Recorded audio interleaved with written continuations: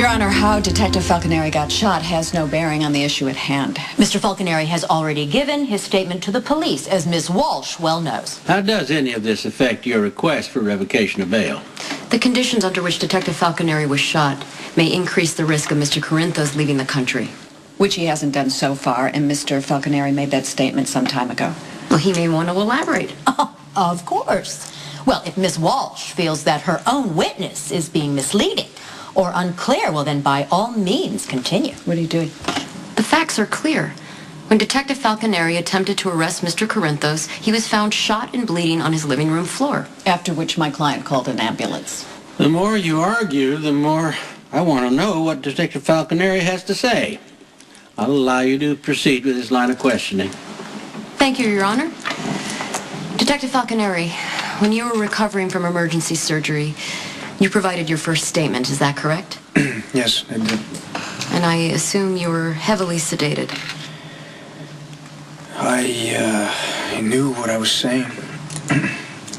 Do you want to add any additions or clarifications to your original Your statement? Honor, she's leaving. You have one chance to ask a fair question. Detective Falconeri, we can all be fair here and say that you were shot on the afternoon of January 29th in the living room of Mr. Corinthos. And I don't think I need to remind you that you are under oath. And I'm going to ask you a very simple question. Who shot you?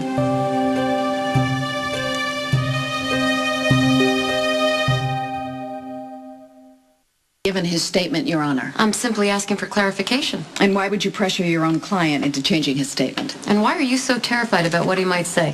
Enough. Answer the question. Could you ask the question again, please? On the night you attempted to arrest Mr. Corinthos, who shot you? Mr. Corinthos called me to his residence for an assignment. It didn't make any sense. I suspected I had been made, meaning that Mr. Corinthos had figured out that I was undercover.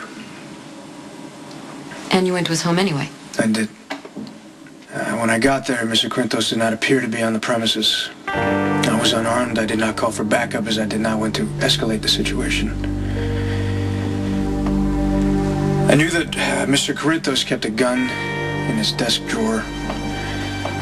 While I was alone in the living room, I took the precaution of unloading the gun. In doing so, it jammed. In getting the gun back in the working order, it discharged, and I accidentally shot myself.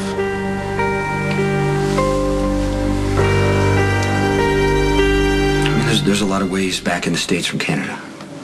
I'll probably just vanish for a little while. I might, have to go to South America with Sonny. Okay, you know what? Just get back to the plan. No, okay? Jason, come on. There has to be another way. To pursue such a hastily planned maneuver. We don't have a choice right now. I mean, if you want to sit this out, I understand. I suppose that would be the logical and prudent choice, but you've never let me down in times of trouble, and I trust you never will. So, as you remain loyal to Mr. Sir, I shall remain faithful to you. Chocolate milkshake. I used to make him for Elizabeth when she got upset. Oh. How's she doing, by the way? That's hard to tell. She seems to be leveling out a little bit.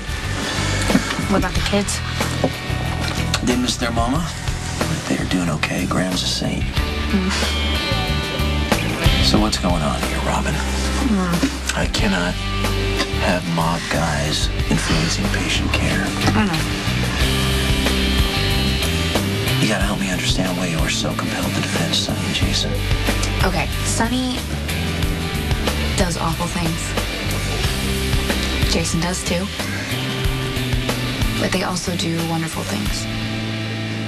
And Sonny, he took really good care of me and Stone. I mean, I know it might sound trite, but at that time of my life, my parents were gone. I had my Uncle Mac, but I spent most of my time rebelling against him. And Sonny, he was the only person that really understood. He took care of me in a time when I really needed it. So, seeing the best in Sonny, is that a way to honor what he did for you and Stone? I don't know. I've seen a side of Sonny that not very many people have. A compassionate side, a loving side, a protective side, you know, and he's seen me at my worst, my most vulnerable and afraid, and I don't know. Right or wrong, we have a bond that no one can break. Well, that helps me make some sense out of all this. But how do you think that makes your husband feel?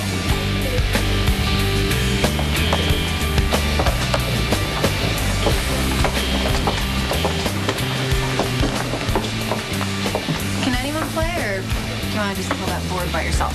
Right? Well, here's the deal.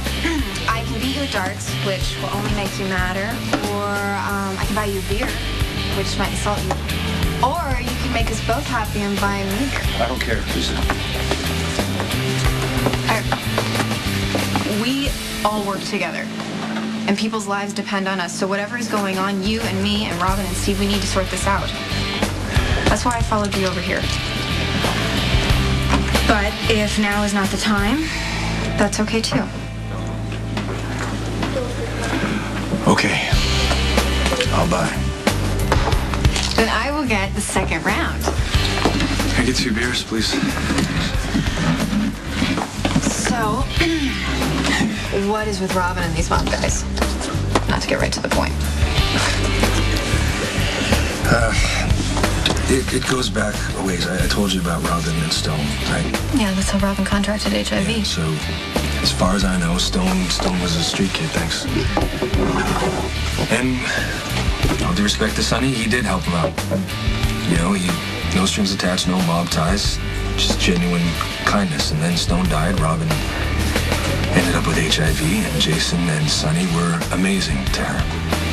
So she still feels very close to them. Yeah. She keeps that part of her life separate. I'm not allowed in.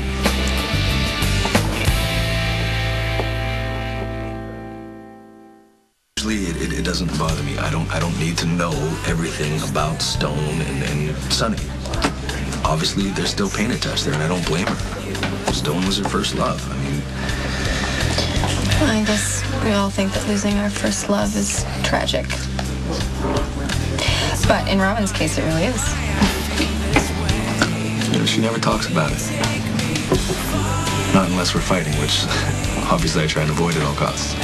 Yeah, maybe I should have been tougher that night that Jason Morgan was threatening Ronnie Domesco with a gun. But how could she say that Jason wouldn't hurt It's him? not gonna matter. Robin's always gonna defend Sonny and Jason. It's the way she is. She's not gonna change for me or anybody else. Well, I don't think it's unreasonable for you to want access to that part of her life since she's so close to them. Maybe. I don't even know if Robin could ever tell me. And that must make you feel pretty shut out. Patrick doesn't understand your loyalty to Sonny, and I have to say, he's got a point. Because he wasn't there. He didn't see how wonderful Sonny was with Stone. And when I found out I was HIV positive, how great he was with me. And I'll tell you, I honestly don't think I could have gotten through all of those months with Stone dying and my diagnosis if it wasn't for Sonny's love and support. And so for that, I will always see the good in Sonny, and if Patrick has a problem with that, there's nothing I can do about it. How convenient. What does that mean? Look, feel free to tell me to take a hike and that I'm full of it, but could it be that holding up the memory of Stone and what Sonny did for him could be sort of a boundary line? Or would it remind Patrick that you're HIV positive and he's not? That no matter how much you love each other, there are things that he can't understand.